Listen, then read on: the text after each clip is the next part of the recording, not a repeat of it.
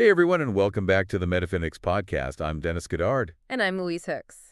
and we are so excited to be with you today for another deep dive into, well, the power of daily progress. Absolutely. It's really all about, how even those seemingly small actions that we take Yeah. can lead to really incredible transformations. Right.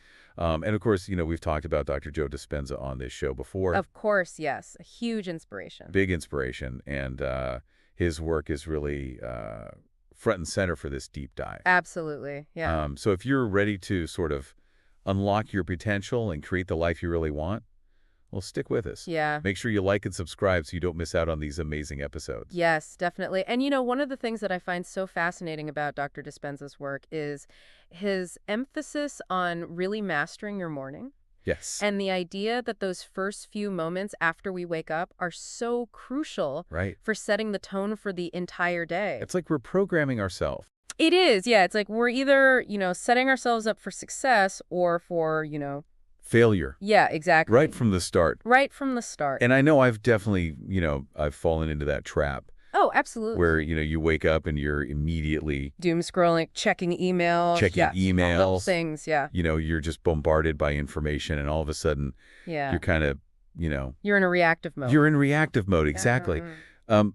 But what if, and this is what I love about Dr. Dispenza's work, is he offers a different way. Yes. What if we could start our day by consciously choosing the thoughts and the feelings Right. and actions that we want to cultivate? Yeah. It's such a powerful shift, isn't it? Because instead of just, like you said, being in that reactive mode and letting the outside world dictate how we feel, Yes. we're actually taking control. Yeah. And I think that's where that feeling of empowerment really comes in. So how do we do that? What are some practical steps we can take to master our morning? Okay, so practical steps. Well, the first thing that Dr. Dispenza really emphasizes is the importance of stillness and presence. Okay. So instead of reaching for your phone first thing in the morning, Right. what if you just took a few minutes to just breathe, to connect with your body, Yeah. and just appreciate the quiet? So it's about being intentional It is. right from the start. It is about intentionality, yeah. It's about making a conscious choice rather than just, operating on autopilot. Right. So stillness, Yes. presence. What about gratitude? Gratitude is a game changer. Yeah. And, you don't need a gratitude journal. You don't need anything elaborate. Right. Just take a few moments to reflect on what you are grateful for in your life. I love that. And it could be, anything. It Yeah. could be as simple as, the warmth of your bed, the fact that you woke up breathing, a roof over your head, whatever resonates with you. And that's so powerful, isn't it? Because it's like we're actively shifting our focus from what we lack to what we have Exactly. to that abundance that's already present in our lives. Exactly. Yeah. And when we do that, it really changes our perspective. And our energy. And our energy, yeah. And if you're enjoying this conversation so far, make sure you have that like button. Yes. Subscribe to the channel, and let us know what you think in the Let comments. us know, yeah. We love hearing from you. All right, so we talked about stillness, we talked about gratitude. Yeah. What about setting intentions? So, okay, we've created space for stillness. We've cultivated gratitude. Now we're setting intentions. Now, how are intentions different from goals? Because I think, Right. a lot of times those terms are used interchangeably. They are used interchangeably. But I think there's a subtle but important distinction there. Absolutely. And you're right, it is a subtle difference, but it's really important. So when we're talking about goals, those tend to be focused on specific outcomes. Right.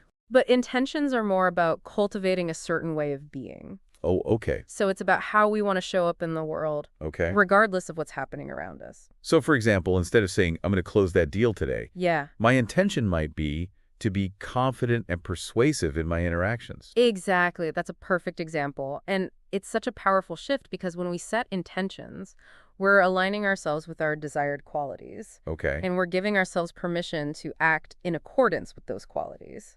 And that feels so much more empowering It does. than, just fixating on an outcome that we might not have complete control over. Yeah. It takes the pressure off, doesn't it? It does, yeah. Now, I'm a big believer in movement. Yeah. So where does exercise fit into this master your morning equation? Movement is essential, even if it's just 10 or 15 minutes, Yeah.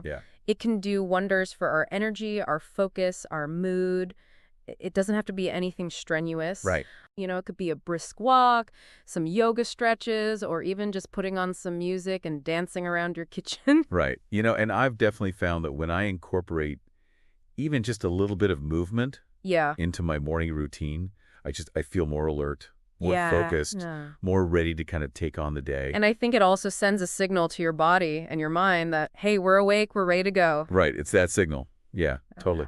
And I think it's also, a small win in itself, Yeah, right? it is. Yeah, absolutely. Like I've already accomplished something. I've taken care of myself. Yeah, you're showing up for yourself. Yeah. Speaking of setting a positive tone, I've always been intrigued by visualization. Visualization. Yes. What's that all about, and how can we use it?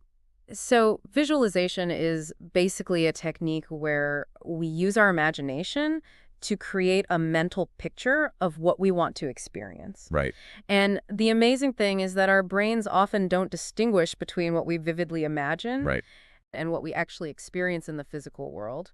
So if for example, I have to give a big presentation, Yeah. and I'm nervous about it. Okay. If I visualize myself giving that presentation confidently and successfully, Yes. I'm actually priming my mind to perform better in the real situation. Exactly, because you're creating those neural pathways in Right. your brain that are associated with confidence and success. So it's like giving our subconscious mind a blueprint, Yes. a roadmap Yes. to success. I love that. I love that too. So we've got mindfulness, gratitude, intention setting, movement, visualization.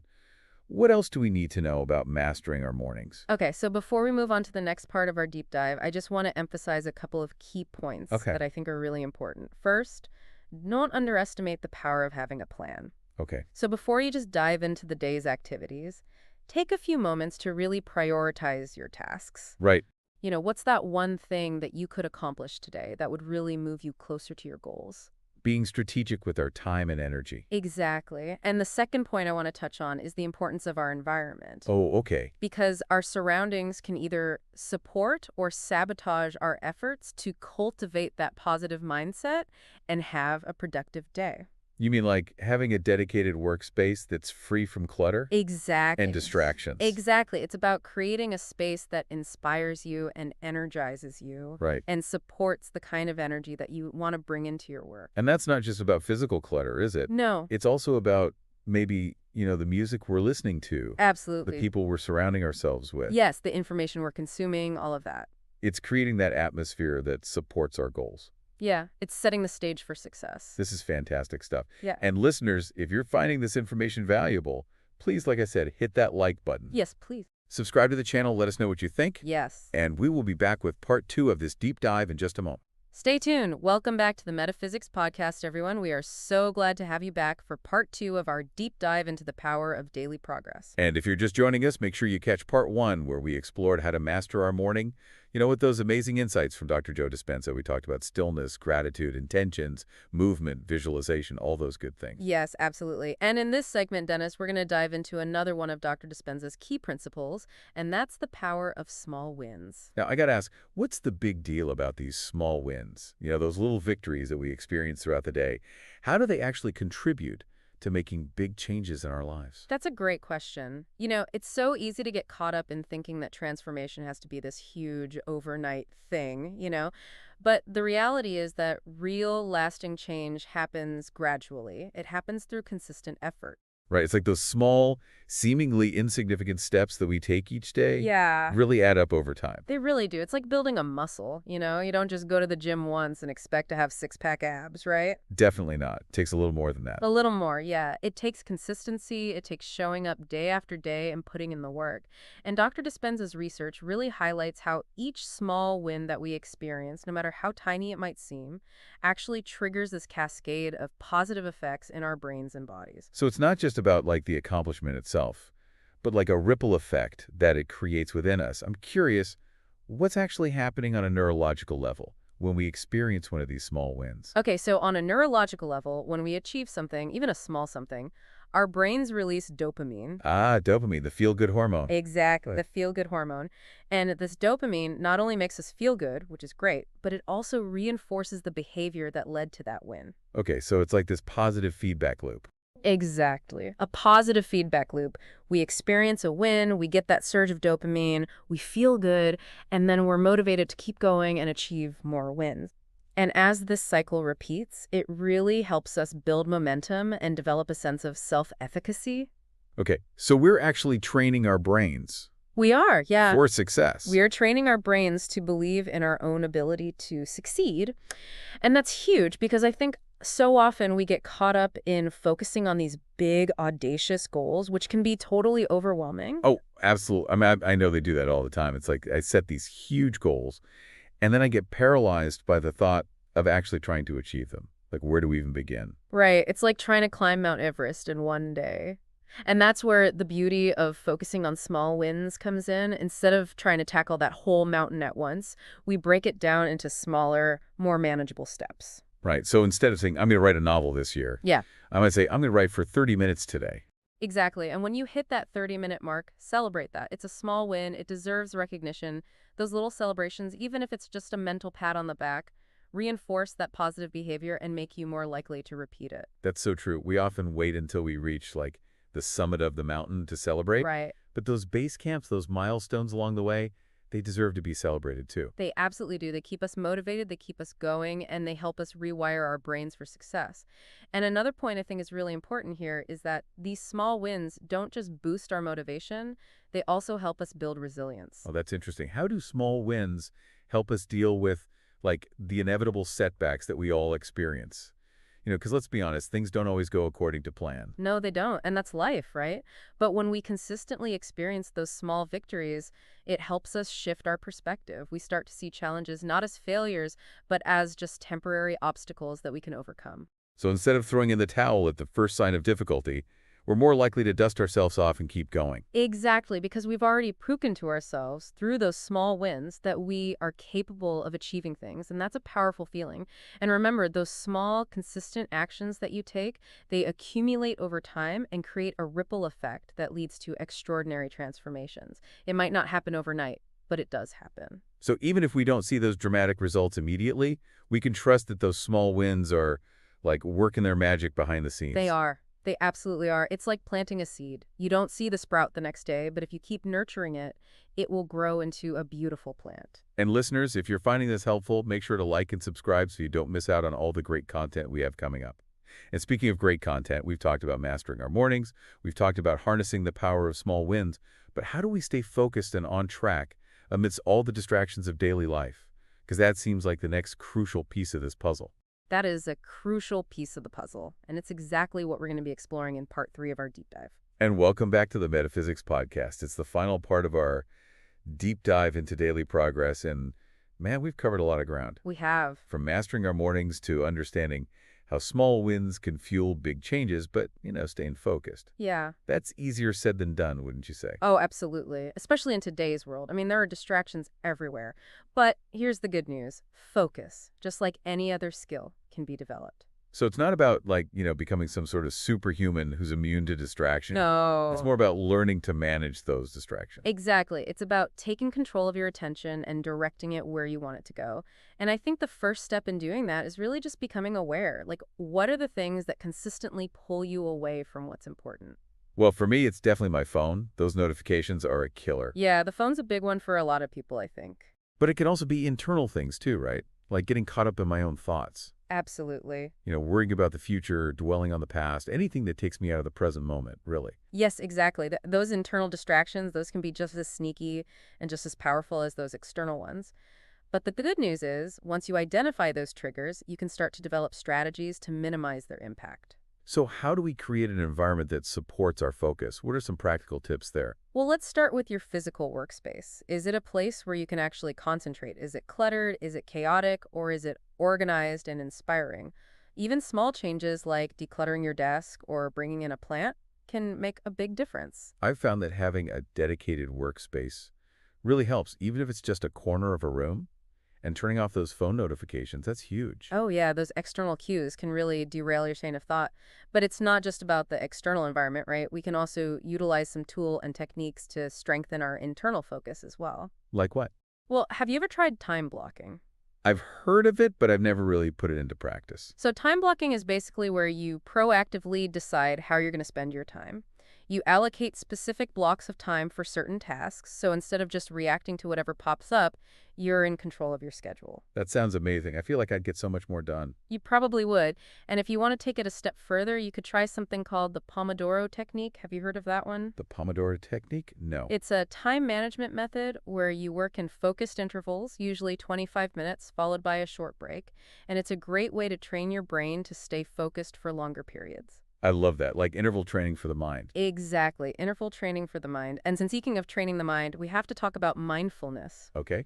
Mindfulness is all about cultivating that present moment awareness. It's like developing a mental muscle that allows you to just observe your thoughts and your feelings without judgment. So it's not about like, stopping our thoughts altogether. It's more about becoming aware of them and choosing where we direct our attention. Exactly. And even short mindfulness practices, like just taking a few deep breaths or doing a quick body scan, can really help you to refocus and recenter.